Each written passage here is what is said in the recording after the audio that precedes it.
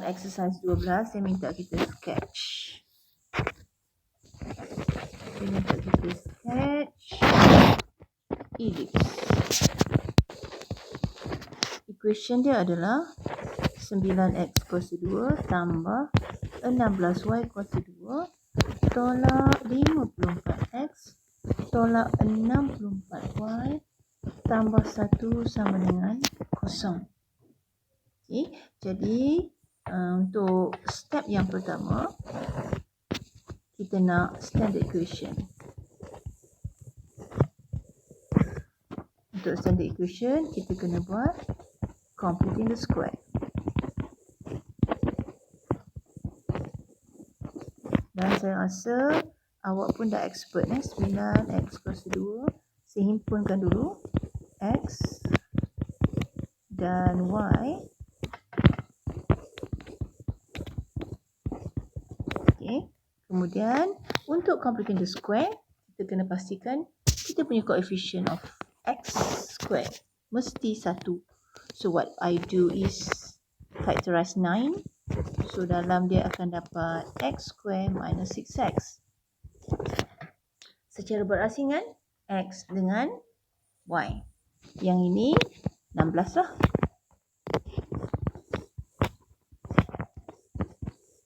And biarkan 1. Oleh kerana kita akan jumpa banyak square, jadi saya cadangkan square ni kita letak, kita akan jumpa banyak bracket, so yang ni kita letak square supaya kita tak keliru.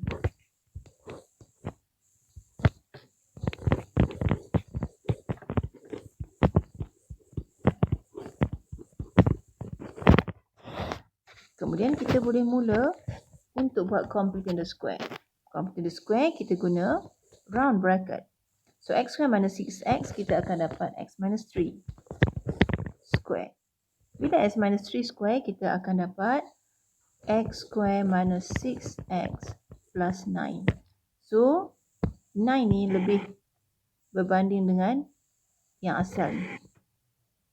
So what we do is kita terpaksa minus. So kita tolak 9.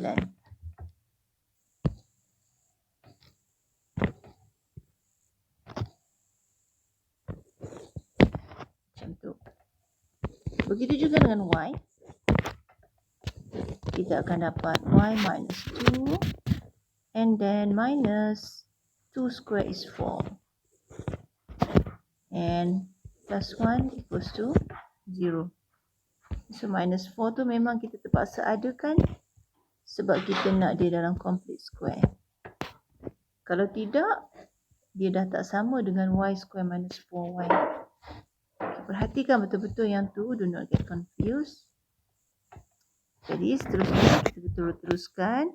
Kita terpaksa buka balik kita punya square bracket. So saya akan dapat 9 times x minus 3 square minus 81 plus 16 of y minus 2 square minus 64 and finally plus 1.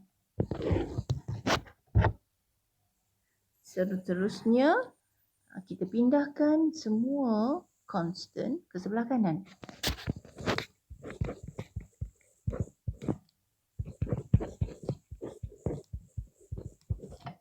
So kita dapat 144. Okay, oleh kerana kita nak ellipse sebelah kanan mesti 1. Jadi saya bahagikan each term dengan 144.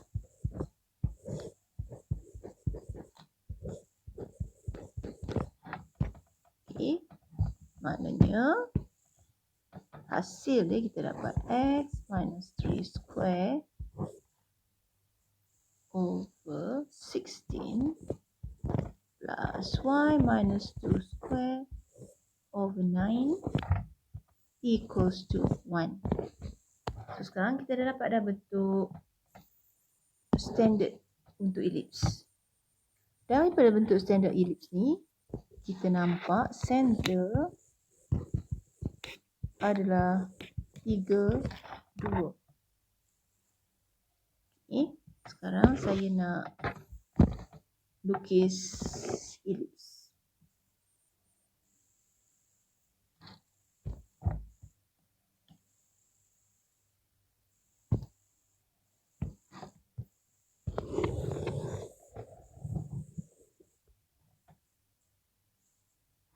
Lepas tu saya nak ada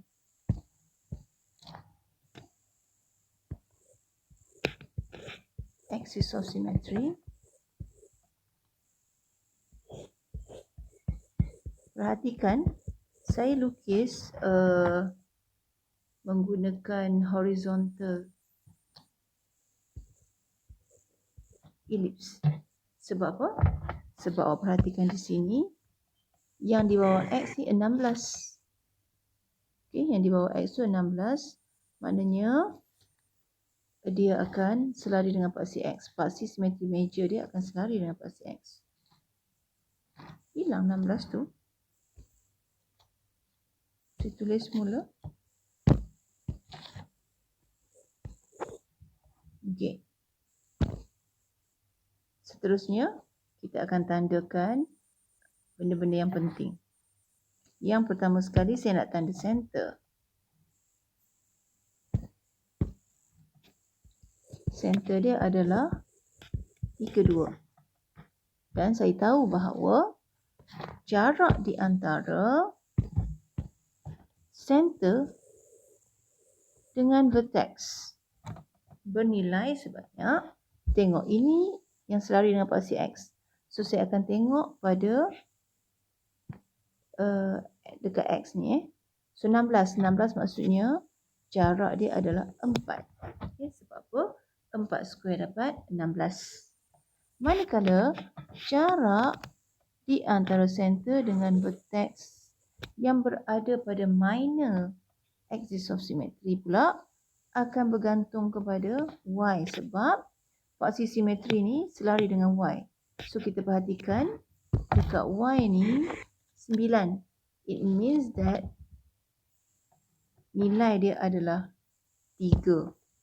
Sebab 3 square dapat 9. Okey. Sekarang mari kita congak apakah nilai vertex kita.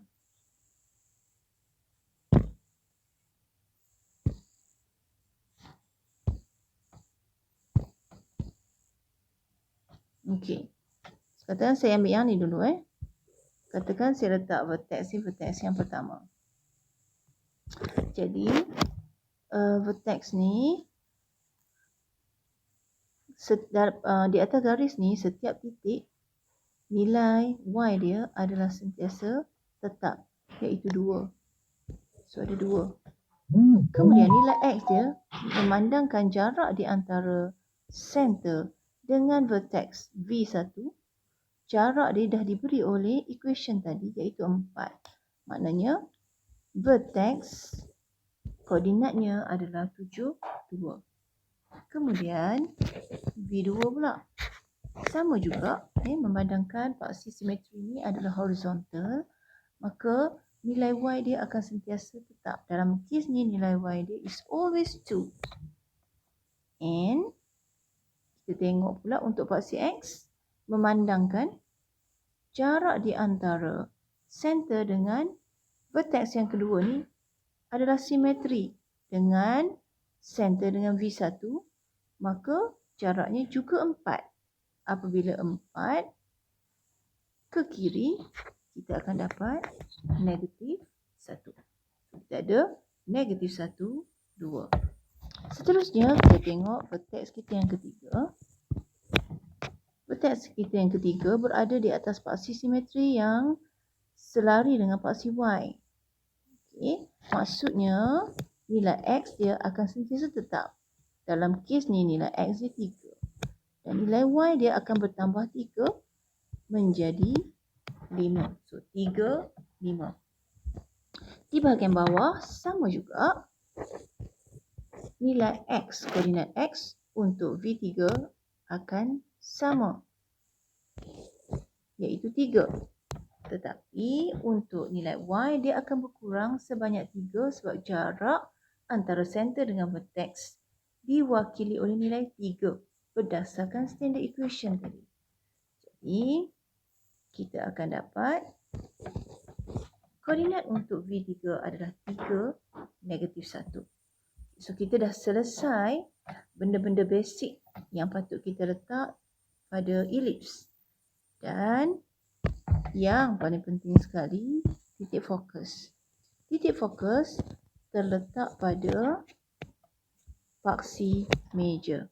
So, bagaimanakah kita nak dapatkan jarak untuk titik fokus? Jarak titik fokus kita dapat daripada C, iaitu C square adalah nilai yang besar dalam standard equation kita, 16, tolak dengan nilai yang lebih kecil, iaitu 9.